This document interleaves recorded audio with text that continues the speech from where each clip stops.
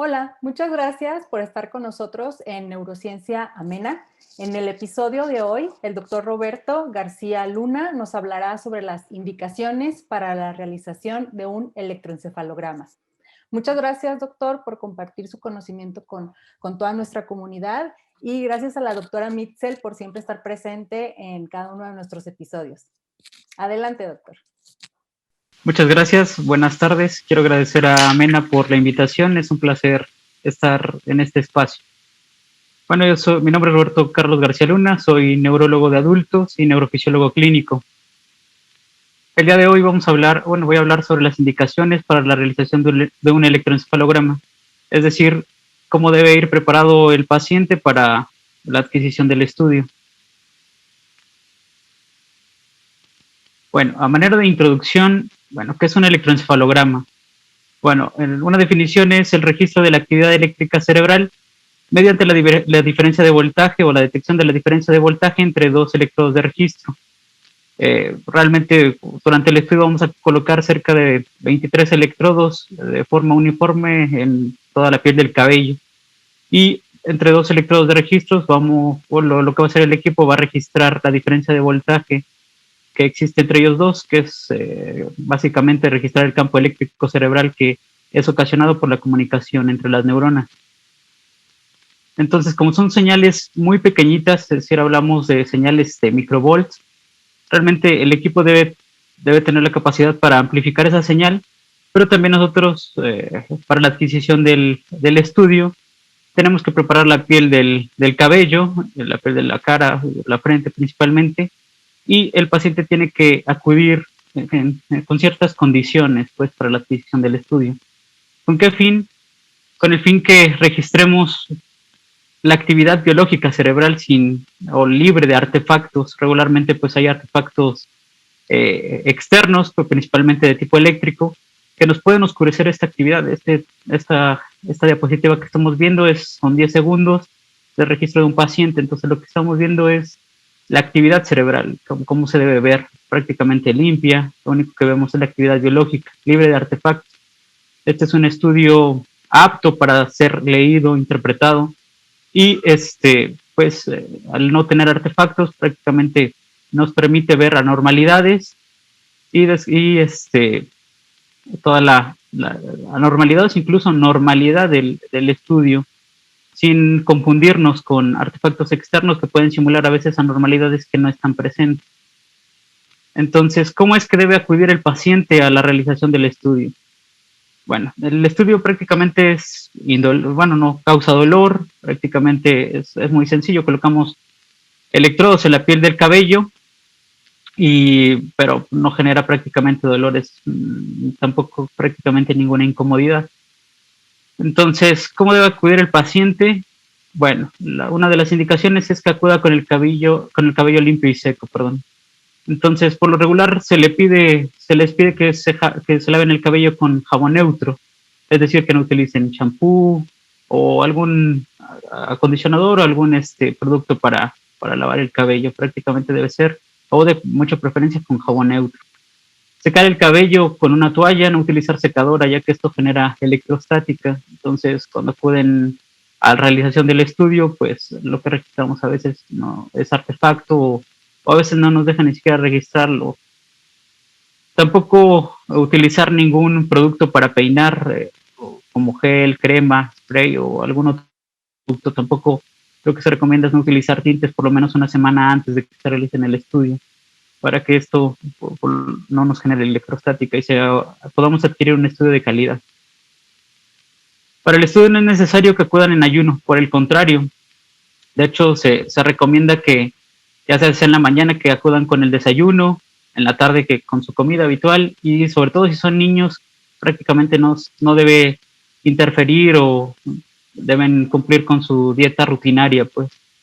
El ayuno, pues lo que provoca es hipoglucemia o los niveles bajos de glucosa en sangre, y esto hace que nuestro electroencefalograma se vuelva un poco más de menos amplitud, es decir, las onditas que vemos se vuelvan de menor amplitud y eso nos dificulta interpretar o leer el electroencefalograma.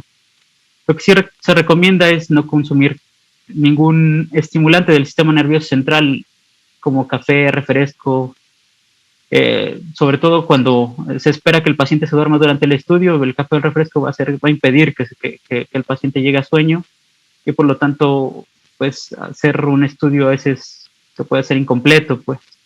Tampoco consumir bebidas alcohólicas o algún otro tipo de droga, perdón, previo al estudio. Eso es muy importante. El alcohol o algunas drogas pueden inducir ritmos que no son habituales y también perjudicar la interpretación del estudio. Los medicamentos. Se recomienda que no se suspenda ningún tipo de medicamento. Pueden ser antidepresivos y sobre todo antiepilépticos. A menos que el médico lo indique, pueden disminuirse las dosis de los antiepilépticos e incluso suspenderse, pero solamente si su médico lo indica. Si no, por nada del mundo deben suspenderse. Con respecto a la vestimenta, bueno, lo que se recomienda, o de preferencia, que acude el paciente con ropa de algodón, evitar nylon, poliéster o licra, que pueden estos inducir también electrostática y por lo tanto perjudicar la adquisición del registro electroencefalográfico. El desvelo. Con respecto al desvelo, no siempre es necesario. Aquí lo dividí por ciertos grupos de edad. Es decir, en prematuros o neonatos menor de 3 meses, pues la mayor parte de ellos, o mejor dicho, la mayor parte del tiempo permanecen dormidos, pues son pocos el tiempo en el que despiertan, pues, para comer y eso, pero la mayor parte del tiempo están dormidos, entonces prácticamente no es necesario desvelarlos, los vamos a registrar casi siempre dormidos. En lactantes y escolares menores de 3 años, ahí vamos a solicitar aquellos lactantes mayores de 3 meses y que lleguen a niños menores de 3 años, prácticamente ya son niños que ya reconocen caras familiares, desconocen a los que no lo son y por lo tanto se vuelven inquietos, a veces no dejan ni siquiera conectar los electrodos, pues por los agitados que están o que permanecen llorando. Entonces ahí sí se recomienda que lo desvelen a los niños por lo menos unas 4 horas, dependiendo de su patrón de sueño. Ahí el médico tratante casi siempre les dice desde qué hora pueden desvelarlo, para que cuando acude al estudio ya, la idea es que durante el estudio permanezca dormido la mayor parte del tiempo, así se evita que se esté moviendo durante el registro y que se alcance el sueño. Entonces, eso es muy importante en este grupo de edad. En escolares, ya mayores de 3 años, adolescentes y adultos, prácticamente el desvelo es a consideración médica. Sabemos que el sueño, en algún tipo de epilepsia, induce o favorece la presencia de descargas epilépticas, por ejemplo, en la epilepsia del lóbulo temporal. Se conoce que cuando los pacientes están dormidos, pues se ven con mayor frecuencia las descargas epilépticas. O en unas condiciones en las que las crisis sean desencadenadas por el sueño, pues ahí se recomienda, o el médico le recomienda a los pacientes que acudan con desvelo para que durante el registro alcancen sueño. Un punto importante que quería mencionar es el tipo de registro que es el video EEG prolongado o video electroencefalograma prolongado. Algunos le dicen video electroencefalograma de largo término, o también monitoreo prolongado para epilepsia. Pues como regularmente lo que utilizamos es para epilepsia, es raro para otras condiciones, pero la finalidad es, o prácticamente la finalidad del video EEG es captar una crisis epiléptica en el caso de pacientes que ya tienen el diagnóstico o que apenas se van a clasificar. Entonces, ¿de qué se trata un video EEG prolongado? Bueno, va a ser el registro simultáneo del electroencefalograma y el comportamiento clínico. ¿Esto cómo se hace? Pues colocamos una cámara para grabar todo el comportamiento clínico que tiene el paciente, es decir, lo grabamos a él durante todo el registro. Ese es el registro simultáneo entre las dos partes. Como en este caso, pues aquí en esta diapositiva lo que vemos en esta parte del lado izquierdo es el registro del electroencefalograma y de forma simultánea del lado derecho vemos pues con un video, una grabación de video de todo del paciente, pues. Entonces esto nos va a permitir prácticamente la idea es que pacientes con epilepsia que tengan un evento clínico, es decir, una crisis epiléptica, ver todas las manifestaciones clínicas que tiene, porque aquí vamos a poder ver si el paciente gira la cabeza hacia algún lado, si los ojos los gira hacia algún lado, hacia arriba, abajo, si realiza movimientos con las manos, si deja de mover alguna parte del cuerpo, si deja de hablar, si está consciente, no consciente, y asociado a lo que es el trazo electroencefalográfico.